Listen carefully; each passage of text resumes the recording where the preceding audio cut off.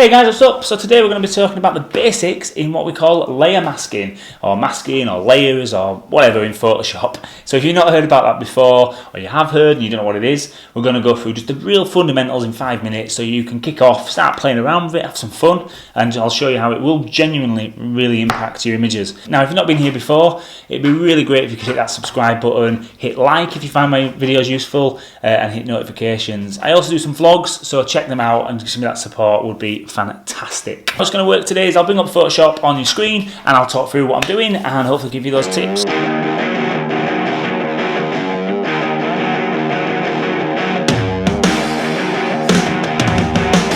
Right, so bring up your image like I've done now. So I've just got this image of a street shot I took in Photoshop, and I'm just going to quickly explain the principle behind all this first, try and give you hopefully a bit of a picture. So the way I think of it is I'm quite literal. So I physically think about stacking photos on one another and peeling back certain layers and changing the colour of ones, and that's how I think of it. Because what we're going to try and do in this picture, just to explain what a mask is, we're going to select a certain part of it. So we're going to select the guy and we're going to basically make him black and white, but none of the rest.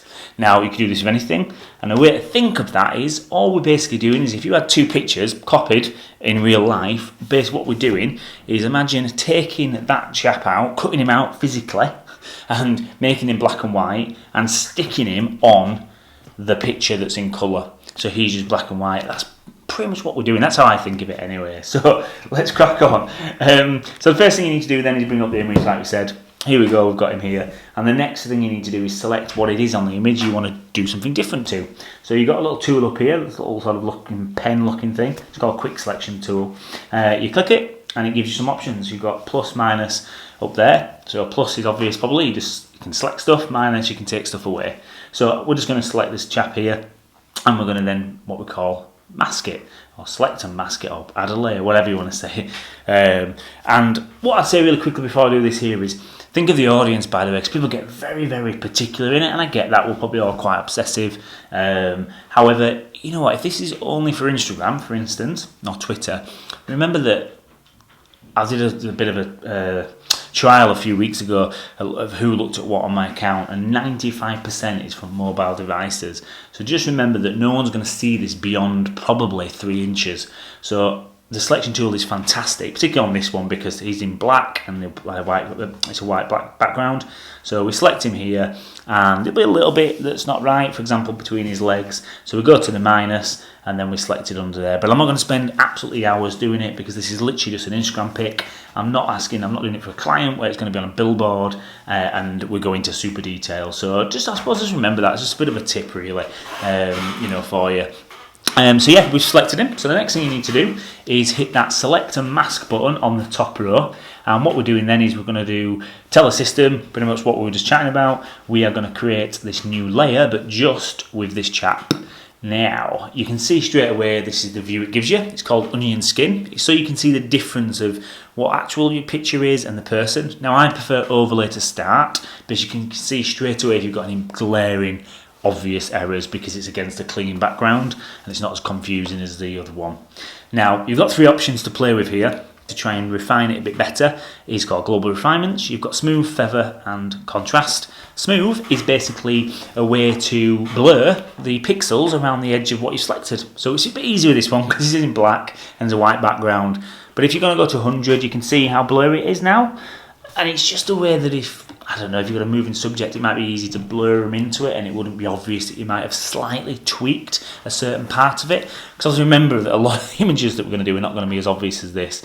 Might just be to maybe make someone's face come out a little bit better with the shadows and stuff like that. So that's what smooth is. Feather is a bit different. Feather is a way to create a whole halo of blending. So you can see here the higher number. If we're going to do this black and white, all that area you can just see then would be black and white. So it won't look good on this one, so we don't want it high. And then contrast is pretty much what it says on the tin, really. Contrast is just to make them pixels really contrasting against the other layer. So again, not really something that we want here.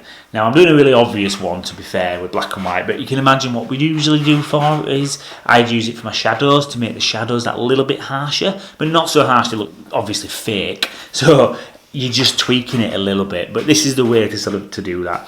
Anyway, so when you're done, you just go to the bottom and click new layer and hit OK, and it basically brings up, you can see now, this extra layer called background copy, and all that is this chap on top of the background copy. So if you click these little eyes, it just basically helps you understand what you're doing by deleting, for a second anyway, the other image. So we're going to click them so they're both on. And then what I'm going to do is click background copy so it was highlighted, and then click camera raw. Now camera raw is just how I edit my photos for colour and all these things. It's just a tool I use. There's tons of it. So if you're using a different way, do exactly the same and just do the other ways that you do. Camera raw is just something I prefer.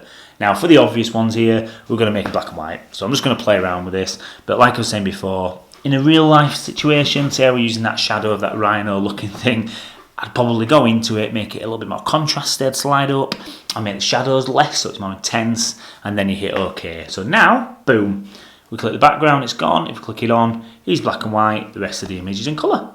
And you're good to go. You could just go and save and you're all rock and rolling. Now, there's a little bit of a bonus tip if you like, I suppose. What I do, if you've not heard this before, is I then would create a little bit extra. So I'd say I've created that shadow really harsh.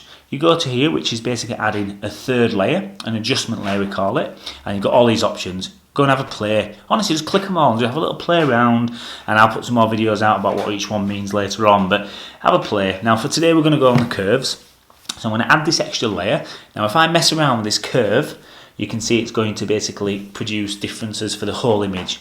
Now what I'm going to do here is, actually I don't want that to happen, so if I click Alt and then click, like I've just done, it brought up that little arrow, and basically it told the system that it just wants to now edit the last image, the one that's below it. So now I'm doing all these things and it's just a chap that's going to be changing rather than the whole image. So Alt, hover over the middle, you get that little box, and click it, and it's always going to be the layer below this particular one. So for example, if you want to do exactly the same for the background and not him, you would have clicked background rather than background copy, and then hit the layer adjustment layer, and then hit curves rather than the other way around. That's all it ever does. It's a bit like a hierarchy. It's always going to be the one below it. And that is it. So hopefully that was pretty straightforward. Fingers crossed anyway, I hope you enjoyed it. That is just the real basics. Hopefully get you involved in that. So if you found it useful, it'd be really great if you hit that subscribe button. If you liked it, like it, share it with your friends, all that jazz. Please check out the rest of my channel. I'll do lots of vlogs just for a bit of funs and giggles. So check it out if you like it. And thank you so much. I will see you next time.